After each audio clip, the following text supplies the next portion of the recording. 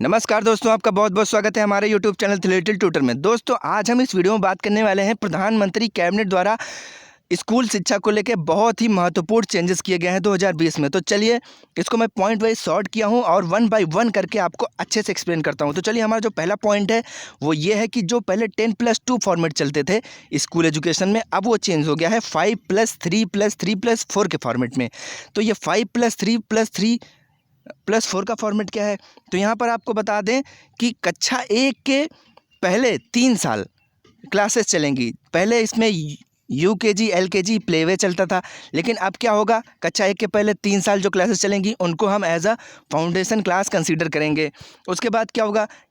उसके बाद क्लास 1 चलेगी 1 साल, फिर क्लास 2 चलेगी 1 साल।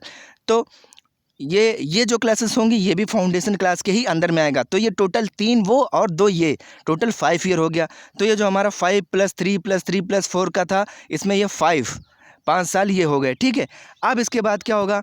इसके बाद जो नेक्स्ट 3 ईयर होंगे आफ्टर क्लास 2, मतलब कक्षा 2 के बाद जो अगले 3 साल हो गए वो क्लास 3 से लेके क्लास 5 तक होगा। ठीक है, क्लास 3 से लेके क्लास 5 तक, कक्षा 3 से कक्षा 5 तक जो होंगी वो as a preparation class consider की जाएंगी। उसमें भी कक्षा 3 में 1 साल, फिर कक्षा 4 में 1 साल, फिर कक्षा 5 में 1 साल, ऐसे पढ़ाई होगी।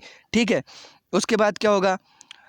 यहाँ पर एक इम्पॉर्टेंट चीज़ नोट करने के लिए ये है कि कक्षा 5 तक की जो भी एजुकेशन होगी, पहले तो ऐसा था कि स्कूल अपना चलाते थे, इंग्लिश मीडियम, उर्दू मीडियम, ऐसा वैसा कुछ भी, कोई भी मीडियम लेकर चलाते थे। तो अब ये बिल्कुल नहीं होगा।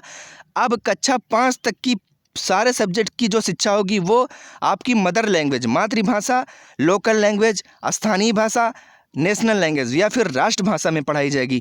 हाँ, एक सब्जेक्ट जो इंग्लिश होगा वो इंग्लिश कंसीडर किया जाएगा, उसको इंग्लिश में ही पढ़ना है। भाई इंग्लिश है तो इंग्लिश को इंग्लिश में ही पढ़ोगे, लेकिन बाकी जो सारे सब्जेक्ट्स होंगे वो इंग्लिश मीडियम नहीं, उर्दू मीडियम नहीं, बिल्कुल नहीं, सारा का सारा जो है स्थानीय लैंग्वेज, लोकल लैंग्वेज या फिर नेशनल लैंग्वेज में पढ़ाया जाएगा आपको। ठीक है, इसके बाद देखते हैं अब क्लास 5th के बाद क्या होगा। अब क्लास 5th के बाद क्लास 6th आएगी 1 साल, फिर क्लास 7th 1 साल, फिर क्लास 8th 1 साल। ये जो पहले जैसे चलती थी वैसे ही चलेंगी। ठीक है, 1-1 साल ये चलेंगी कक्षा 6 से 8 तक। उसके बाद क्या? There will be no hard and fast rules for the stream selection from class 9 to 12th। पहले क्या होता था? कक्षा 9 में आते ही हमें ये टेंशन होने लगती थी कि हम कौन सी स्ट्रीम लेंगे, साइंस, आर्ट, कॉमर्स या किस में जाएंगे, ह्यूमैनिटीज़ लेंगे, क्या लेंगे। तो अब इसका झंझट बिल्कुल ख़त्म हो गया है बच्चों। आप अपने चॉइस के हिसाब से कोई भी सब्जेक्ट आप चूज कर सकते हो, चाहे आफ्टर 10th, चाहे आफ्टर 8th 9th के लिए। ठीक है, अब यहाँ पर कोई रूल वगैरह नहीं चलेगा कि अगर आपके इतने मार्क्स आए हैं तो आपको साइंस नहीं मिलेगी, इतने मार्क्स आए हैं तो आपको कॉमर्स मिलेगा। ऐसा कोई रूल नहीं है, सब खत्म हो गया है। आप अपने चॉइस के बेस पे अपने स्ट्रीम डिसाइड कर सकते हैं और वो आप अपने स्कूल में ले सकते हैं।